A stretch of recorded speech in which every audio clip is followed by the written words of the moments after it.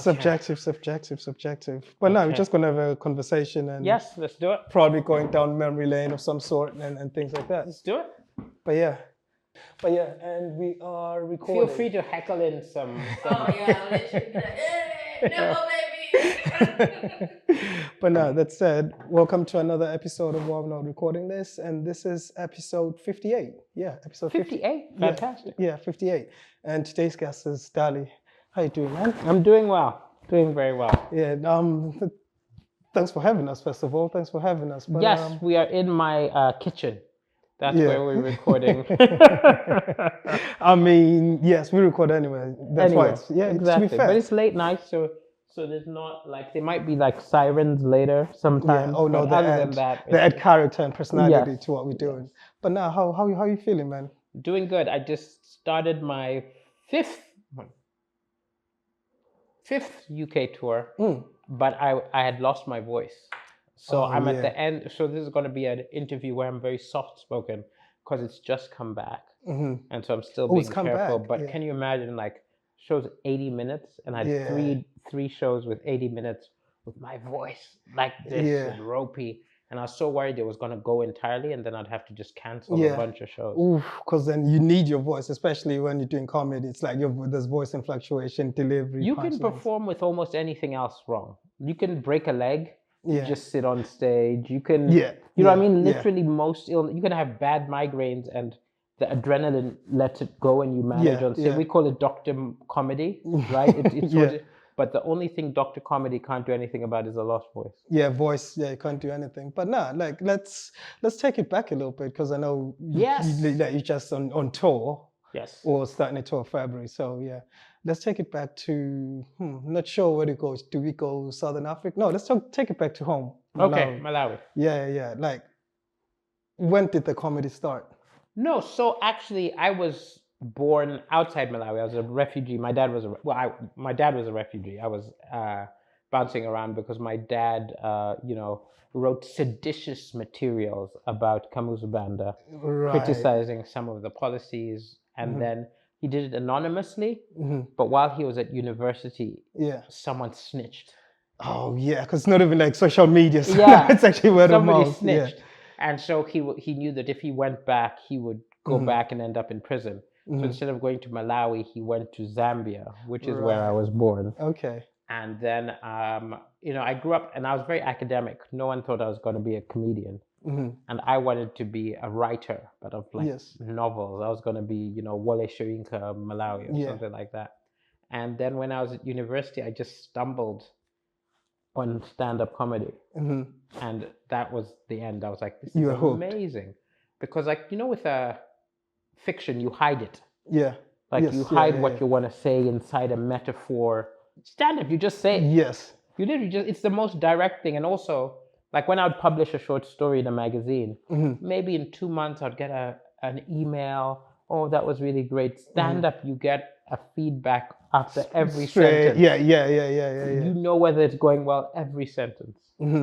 So then, so going back to the start then, I know that's where you caught the bug, but then did it come across as in, you know what, I'm funny just in general, or was it? Funny was my superpower. I just didn't know you could live off it. So I was always a kid who, like in debating club, I'd make everyone laugh. In class, I'd make everyone laugh. I was just funny.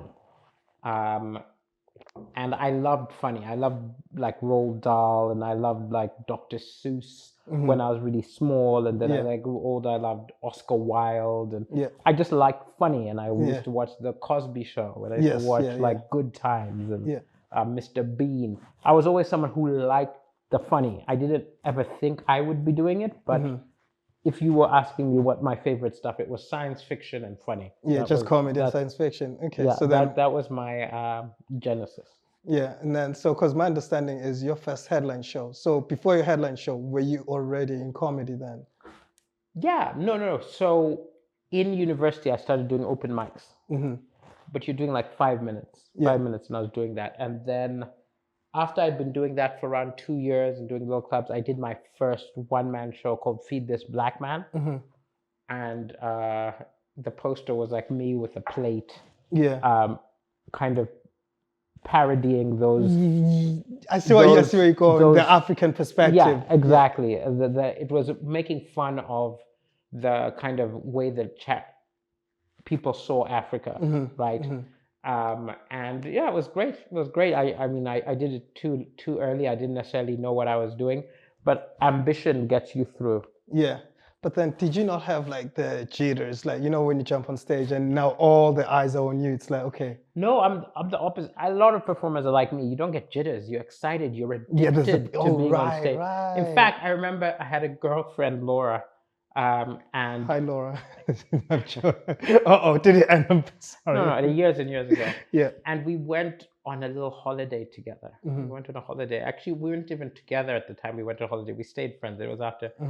And so we were in Ireland, and so it was like 5 days where I don't perform because we are traveling and doing all these kind of things. And I found in the breakfast, I was telling gags to the other people at the bed and breakfast. I missed performing. Yeah, you needed your fix. I need it.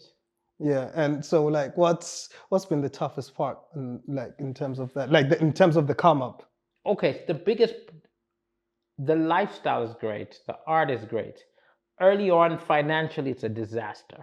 You know, it's like you gotta love it because at the beginning, like I'm doing well now, but if you add up my whole career and put all my earnings and divide it by the amount of time I'm doing, right? Okay. Then it's because at the beginning it was terrible. Yeah, that's the sort of starving artist perspective.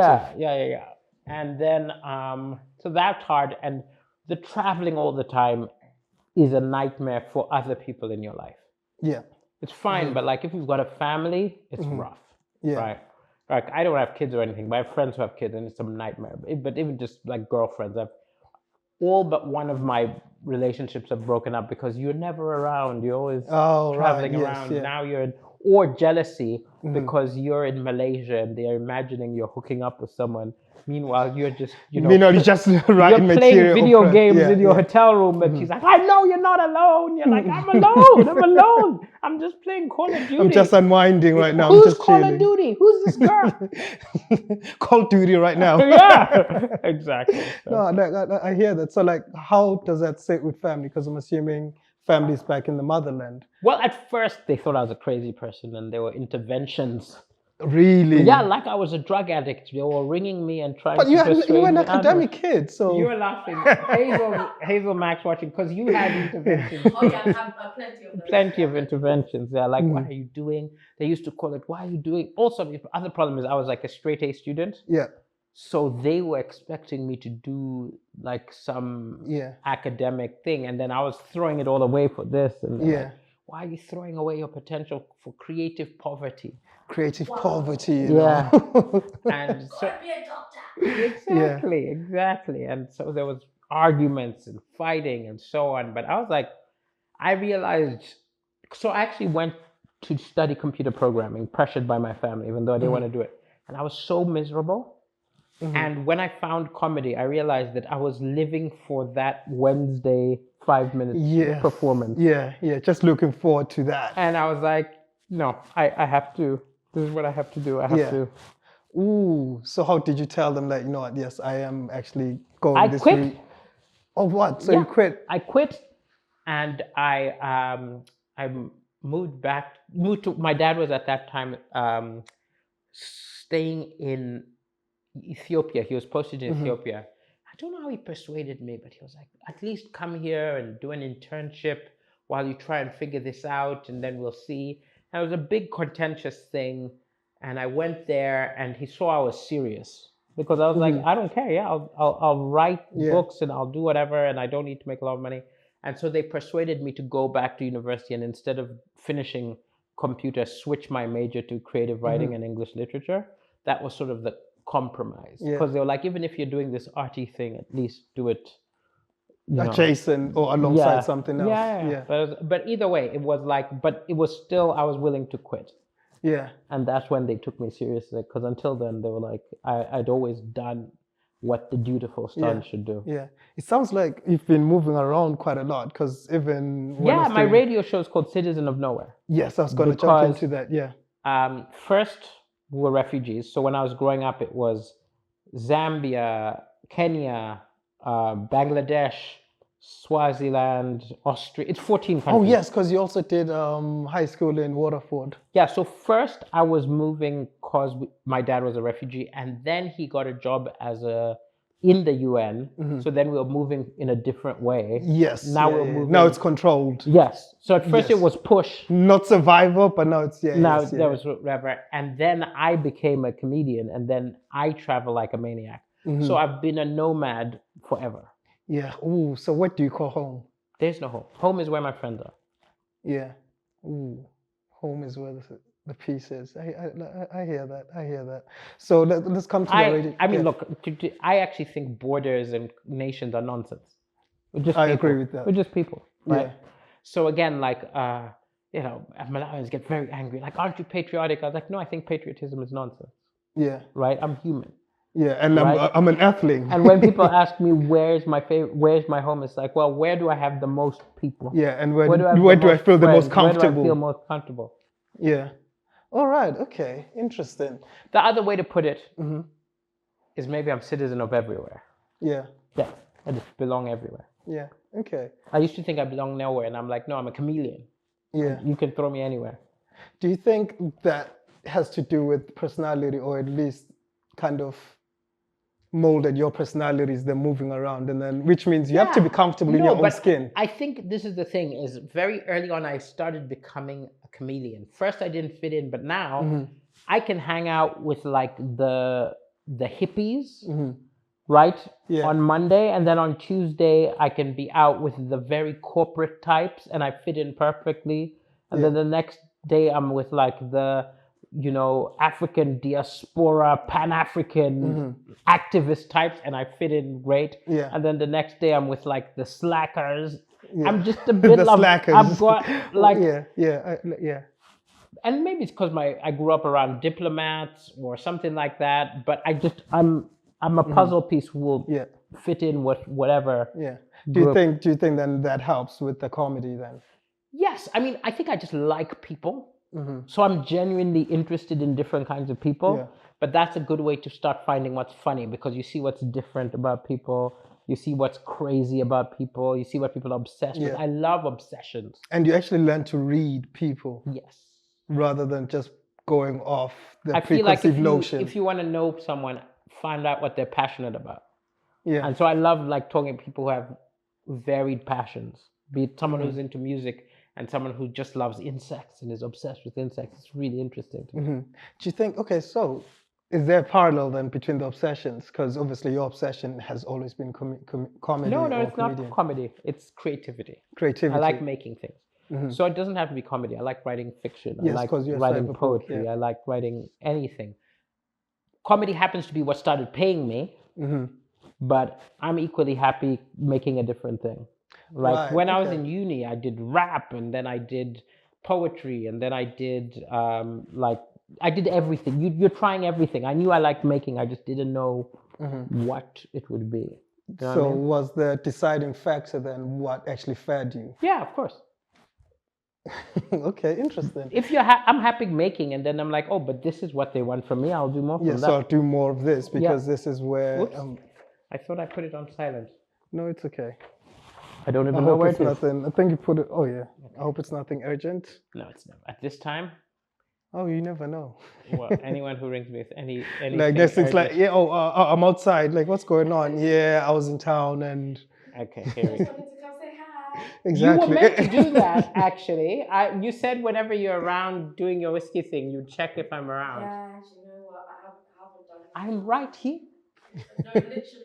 I will come banging at 4 a.m. Daddy, open, please let me in. Yeah, I'll let you in because I'm a night owl. Yeah. So like that's funny. But like, so how have you been navigating comedy then? Because my understanding is you started with Britain's Got Talent. Well, I didn't start with Britain's Got Talent. I'd already been a comedian for over 10 years by then. So I did comedy clubs. Yeah. And then I started climbing the ladder.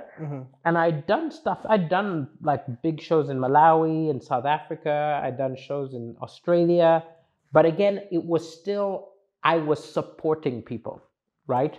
So I'd open for some pretty big artists. I'd open for Basket Mouth. I'd done a festival with like Trevor Noah before he was huge. Yes, yeah. But like, so I'd done a lot of shows, but it was always like either I'm on a package show that there are 5 of us. So like I did like the Kings of Comedy in South Africa, and it was me and Riyad Musa and what's her name, Tumi Morake, and these people, and we were like a package. But I could not do a show myself, and that was what I was trying to get to, where I can be. People have come to see me, right? Okay. So I had fans who knew me, but they knew me as I watched you and those other comedians. Yes. Oh, I've seen you before. I've seen you before, and so I was like a good opener, and I was always auditioning for things and I was never getting it. And then the last straw before Britain's Got Talent is I auditioned for John Bishop's comedy show. Yes, it was like a comedy show he had years ago. And the producer was honest to my agent and said to my agent, "Oh, we really like him, but we can't have him because we already had Fumbi this year." And Fumbi's another African heritage comedian. We're nothing alike. But they weren't going to have more than one in a season. Oh, it's a takeover. And I was like, this was so irritating. And I was like, you know what I need? I need to go on something like Britain's Got Talent, because they don't care. They will have 7 black people, 4 disabled people, and 1 person with 1 eye. They don't care. Like literally diversity, they love it. If you believe in yourself and you think you got the talent. Yeah, but also they like the variation. Yes, while other shows at that time were like, oh, we only want 1 person who's a minority. Britain's Got Talent's whole thing is, no, we want the different. We want the broken biscuits in the pack. You know, we want everything. You want everything. Everything. So, and also I like the idea that if I was bad, they would tell me to my face. Yes. It wouldn't be like, you didn't get the part and you never know why. And so I went on it, and I didn't think I would do as well as I did. Yeah. But I also knew I'm good enough that I won't get buzzed off. Yeah, not from jump anyway. And then when I did it, I got the golden buzzer. And even then, I didn't know how big it was, right? And my video went very viral. Yeah. And so, like, you can't actually mentally grasp what 100 million views means, right? It just sounds like, but what it means is I can get on a plane and go to Mauritius. Everyone and the people in Mauritius will population. Be like, "Oh, you're the comedian." Or I can be in Mexico, and they'll be like, "I think I've seen you before." Or I can be in Malaysia, and they're like, I think I know you." And so it's like, it's that number means globally there are people. It's not everyone, but every day 2 or 3 people will recognize you, and that's insane. Yeah, and how did you digest that? Like, I loved it. I enjoyed it. I mean, the thing is, it happened to me when I was late 30s, right? Okay. That was a good time. So it's not necessarily your formative years that it can affect you. I was already me, right? Yeah. Oh, and they're like glamour models sliding in your DMs. Like, I was old enough to deal with that. Right? Yeah. When I was 20, I would have made some big mistakes, and I would have been gambling or no, I would have been making video apologies or something, or being blackmailed or something. I'm just saying, like I was old enough to be like, no, this is very stupid stuff. Because again, people offer you drugs, and it's a world you're which very has impressionable, all kinds of problems, which is why a lot of young people mess up their lives when they're. But I was old enough; I know who I am. I was like, no, I'm here for the art. Yeah, I'm not here just because I'm here for the art. So therefore, all that stuff is just noise. Yeah. All right. Okay. So I guess that's the sort of upside of making it outside of formative years. Yes. No, I think, 100%. Yeah. All right. Okay. So then how have you been? I think early success is bad for people. Yeah. My experience of people I've seen who made it early, it messes you up. Yeah. And did you have any role models then in terms of, or someone you aspired to in terms of the comedy? I mean, they're people I like a lot, but I wouldn't say they're like who I aspire to be. I love Richard Pryor, I love Joan Rivers, I love Chris Rock, but they're just people who I find funny, but none of them are. If I was trying to say who my artistic inspiration is, it's actually not in the comedy world, it's in the writing world. Interesting. There was a guy, J. Michael Straczynski, really productive guy who wrote loads and loads of television stuff and books and comics and that someone like that, or there's an author, Orson Scott Card, who always inspired me because he was brilliant from his 20s to his 70s. And that's always what inspires me, people who have staying power. Right. That's why Joan Rivers impressed me, because she was brilliant at 20 and she was brilliant at 80. Yeah, all right. Okay, so it's the longevity. Because everyone can do one good album. Yeah, right? Yeah, that's true. There are loads of one-hit wonders. I mean, they're comedians who got one amazing thing and then they just fall off, right? And you watch their future stuff and you're like, this is terrible. And I was like, I never want to have peaked. I want the next one to be good and the next one to be good and the next one to be good. So how do you navigate that then, the staying up there? You've got to work. Like a lot of people, when they start out, they're writing for like 4 hours a day, they're researching, and then they get well known and then stop. They slows down. Yeah. You need to be insane and put in the work even when you don't need to, because you've got, so that's the thing. I'm always writing, I'm always testing, I'm always trying to perfect it. Yeah. So then what does the testing side of things look like for you? I write a bunch of jokes. I go to a little comedy club and I try the ideas. And the ones which don't work, I throw away, or if I still like it, I rewrite it. Then you keep doing that. So this tour I'm doing now started in February, and I started testing stuff for it probably last April. Okay. So is it just bit by bit, and then you connect everything else? Yeah, but you've got themes you're trying. You've got like it's a whole thing. You're trying out everything that's funny, but you're also looking at the news. You're looking at what's in your life, and gradually, it's a conversation. Yes. You start writing it based on what's getting the biggest laughs, what people are asking about you later. Yeah. Because people come to you like, is that true? Did that really happen? And you're like, oh, there's something there they find very interesting. Okay. So then how do you like navigate the timelessness of comedy as well as what's happening right now? Because with the news, the world is happening so fast. Yes, but again, you don't write a joke about the surface thing. You write a joke about the universal thing underneath. So for example, right now, AI is a big thing. Now, if I just did, this is very technical. I don't know how interesting it is for your listeners. But anyway, if you do a joke just about AI, that's funny, but it's not eternal. But you can start on AI and then go to technology is always, and I've got a joke about how all technology over time is always abused by the military and porn. Right. I think I've seen that on your Instagram. Yes. Is it like absolutely everything? It's always, what is the military doing? What are porn doing? Being misused, not for the intent it's meant to be for. Yes. And even when they invented the wheel, I bet the next day the military were making chariots and someone was doing like spin the bottle. You know what I mean? So it's finding the thing underneath the timelessness within that thing. Do a Trump joke. You do a joke about presidency or terrible presidents and pompous hypocrisy. Yeah. All right. Okay. So it's like that's part of working the joke rather than. Well, for me, there's some people who just do that, but for me, I'm like, the news story is just the beginning, and then you've got to be like, what's underneath it? Because I feel like I can still watch Eddie Murphy's Raw now, and it's still funny, right? Yeah. Because he was talking about things which are deeper, and I do stuff about relationships and breakups that are forever. You could watch it in 50 years. Yeah, that's true. That's true. So let's go back to you still doing the radio station? So I did 4 seasons, and then I think 5 seasons. Either way, we got cancelled after the last one.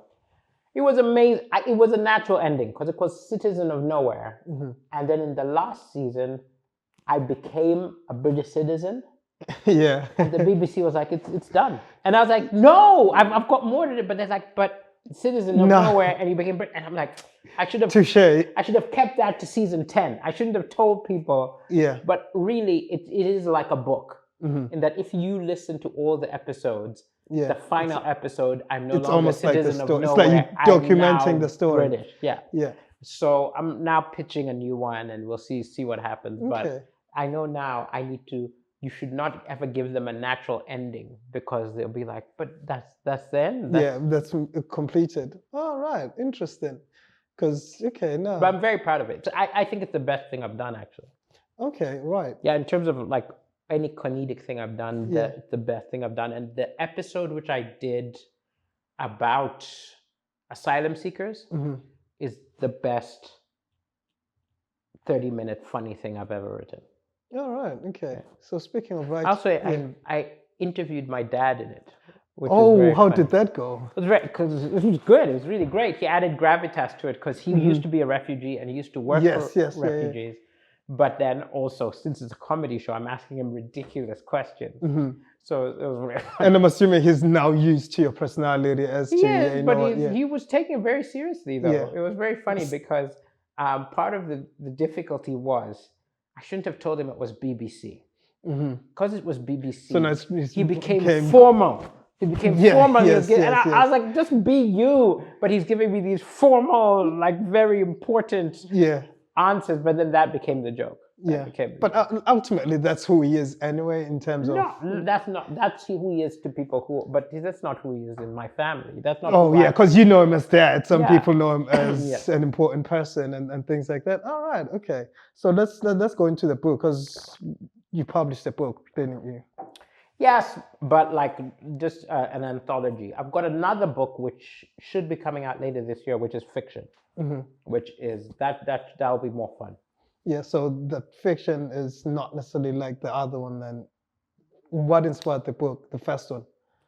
So the first one was I've been publishing things in magazines for many years. Oh, right, yes, yeah. And so it was like 20 of my publications plus an extra few things which I wrote specially for you put together in a book. Okay. So ultimately, you just love writing then? I love writing, yeah. I'm a writer. What's your writing process? Do you have a set schedule for writing? Like, okay, so this one is scheduled for the book. No, this one is comedy. I just make sure I write every day. And it's a mood thing. Like, you can't always be funny. Let's say I'm in a bad mood or I'm depressed. That's when you write a fiction thing, right? I write more comedy than everything else because that's what pays the bills. But, I write fiction. I don't necessarily want to be touring at 70. So I might transition into the fiction as I get older, because you can write in one place. Oh, okay. So headlining shows, because obviously tour, February. How was that transition from the supporting people to then now, it was great. From 2018, first UK tour, What the African Said. Ever since I've just been touring. I'm never going to stop. It's my favorite thing. Yeah. At what point did you then decide, like, you know what, it's time? No. I did Britain's Got Talent at a big audience. We put the tickets on sale.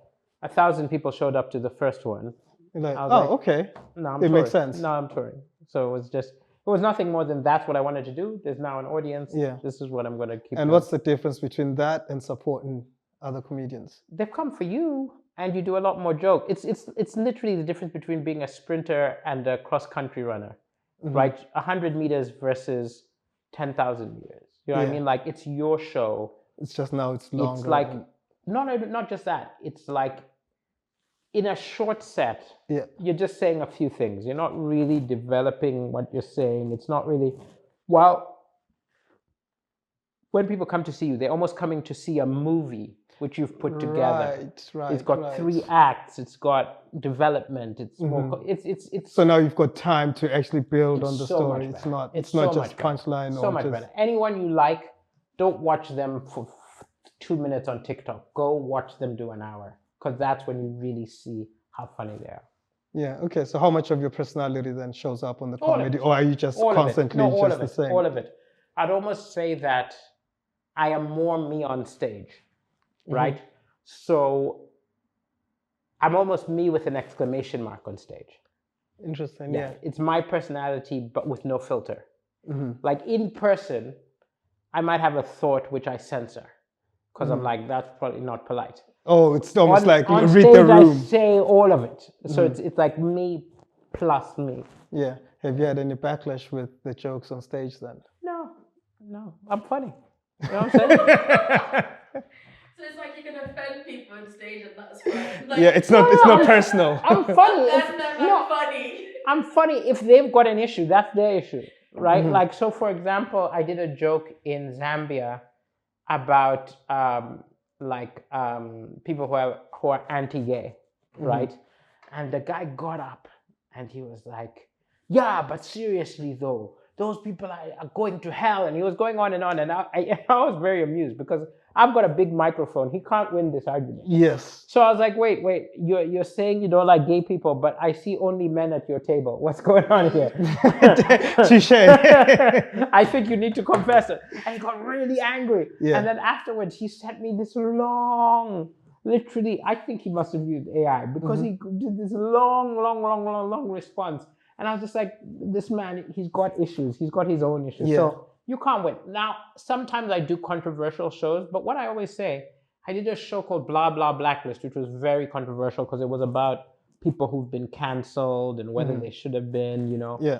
And I said, look, if I offended you, don't go be angry on the internet. I'll be at the bar after the show, right?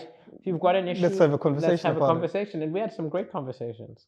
All right. Okay. So what's been the most rewarding part of being a comedian?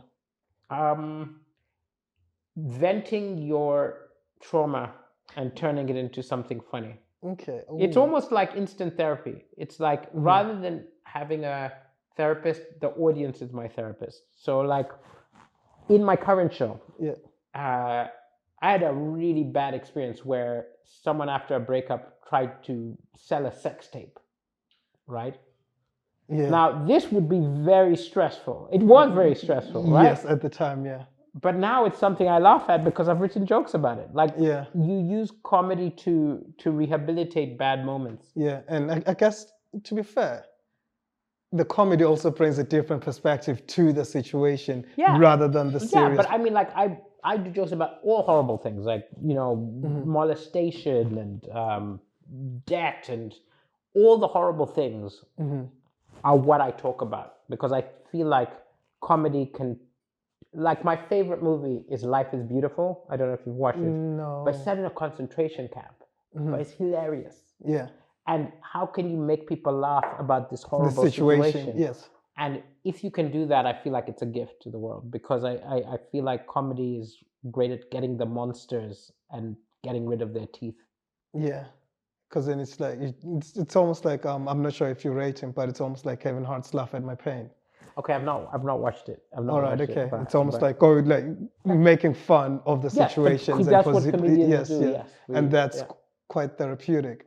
It's almost like one of those people. To be fair, I've heard someone say, in serious situations, and someone cracks a joke. It's just it elevates the perspective and everything else. And it's it also makes you weird, because like comedians, we do it so much that we can't help it. So there's this wonderful clip of Conan O'Brien, the comedian, talking to another actor about how when his father died, literally they were making jokes on the day. Yes. Right? Yeah. You think inappropriate, but that's therapy. That's how we grieve. That's how we're in the world that we just make jokes about everything. And sometimes I have to slow down when I'm not around comedians because I'm like, oh yeah, I can't do this here. Yes. But like if you go to a comedian's funeral, it's just gags. People just make it. It's just jokes. We just, and then the other problem is we start liking, I don't know if musicians are like this, if they start liking weird music. Like comedians like really dark comedy, which you could never do on stage because it's too dark and too twisted. Yeah, we have a musician in the house. I have a thing, like, if I don't laugh, I'll cry.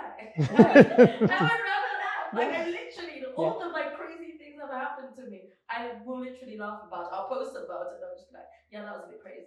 But but I'll laugh about it, I'll cry, and I don't feel like crying. Yeah. This is also why in dating, I've realized that my type now is broken women who need to laugh. Yes. Right? You know, people who've come out of a bad relationship and they just want to laugh. And literally my technique, you know, people have technique. My technique is I will make fun of your ex.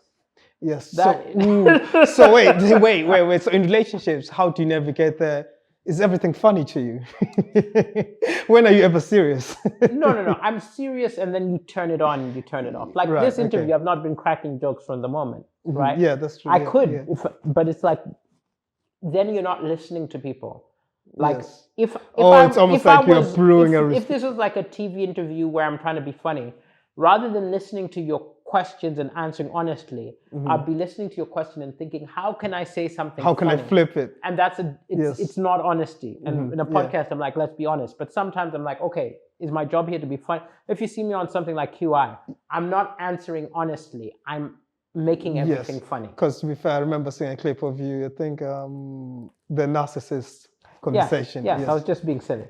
So if anyone didn't watch, essentially they said something about like, are you a narcissist? Yes. And I was like, yes, I'm a comedian, and of all the narcissists in this room, I am the best narcissist. I'm the biggest narcissist. So again, it's just turning whatever they. But in society, that's going to be viewed as whoa. So I can, if I want to, turn on the button and just make everything funny. But sometimes you're just like chatting. Okay. And so in a relationship, the difficulties isn't that I'm funny. That's what they like. You know what I mean? Like if they've had a bad day, I'll make you laugh. Right? But I can also turn it off if it's like time to be genuine. Yes, now it's a real conversation about ABC. Okay, so what's your favorite city to tour? I like doing Malawi. Yeah. I mean, it's just because they lose their mind. It's like, look, I'll tell you the truth. I make very little money in Malawi because, people don't have money, so it's exchange rate. But for my soul and for my ego, I got to keep doing Malawi shows. Yeah. Does it feel like a homecoming? Not even that. They just are very excited in a way people aren't excited here. When I walk on stage here, people are happy. When I walk on in Malawi, they're screaming for 2 minutes before I can start. It's like it's a different level of excitement. It's great. And I'm assuming are the jokes or different city by city or from here and compressed into Malawi and things like that? No, I would say 80% of my show is the same everywhere because it's universal stuff. And then I'll write 20 minutes about the place I am. I'll have so when I did Malawi, I had maybe 20 minutes about what's been going on in Malawi the last year. The rest is universal. Yeah. All right. Okay. But no, this has been dope. This has been it's been a very good conversation. No, thank you. Thank you, people. And if you're watching this, I'm on tour for the whole year, right? Is your audience in the UK or is it in Africa? Where is it? Both. Okay, well, UK people until June all over the UK. Africa people, July, August, and then random places like Malaysia and Singapore post August. Yeah. Okay, yeah, people, this has been Dali, and I hope you enjoyed the show. Thank you. Daliso Chaponda in the house. And we're done. Peace, love, and wisdom. Thank you. Thanks for your time. Yeah.